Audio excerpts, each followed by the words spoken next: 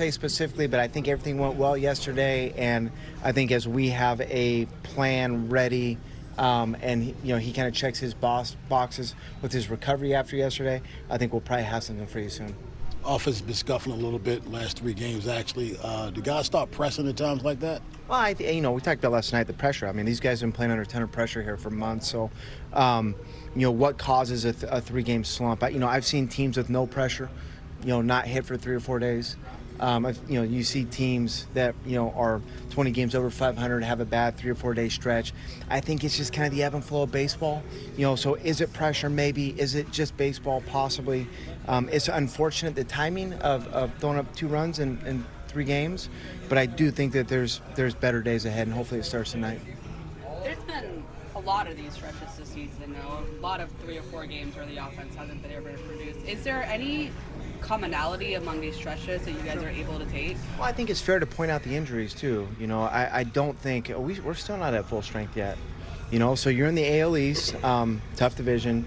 There's huge expectations, for the Baltimore Orioles, and I don't know if we've had our lineup yet for 1 game yet, and it's the end of July. You'd have to fact check me on that, but I don't think that you've had all the guys here at the same time.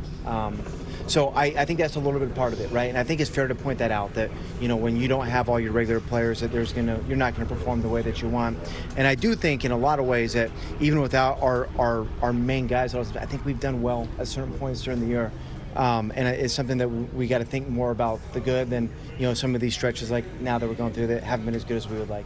How much does that wear on a team, on a clubhouse, on players when there are so many injuries? Does it get to a point in the middle of the season where it's just like almost like, man, it's not our year if we're going to have 25 guys on the IL? I think it's just a path that you choose. I mean, I'm an optimist. I'm an optimist in every which way. So I've never gravitated towards the feel sorry for me, or everything's terrible or everything's negative. I tend to look at the opportunity that somebody else gets and look at the possibility of doing great. I mean, I think back to that Seattle series. We went and swept a really good Seattle team, good pitching, and I'm pretty sure, and I got to go back and look, but the bottom half of that order wasn't probably what we had planned to start the year by any means, and we played well and we did it. So, in terms of how the players handle it, I think most of the guys in there, they see it as a challenge, and they take the challenge head on. And, I don't think you become a good major league player unless you have that type of mindset. A while back, I guess a couple of weeks ago, you said that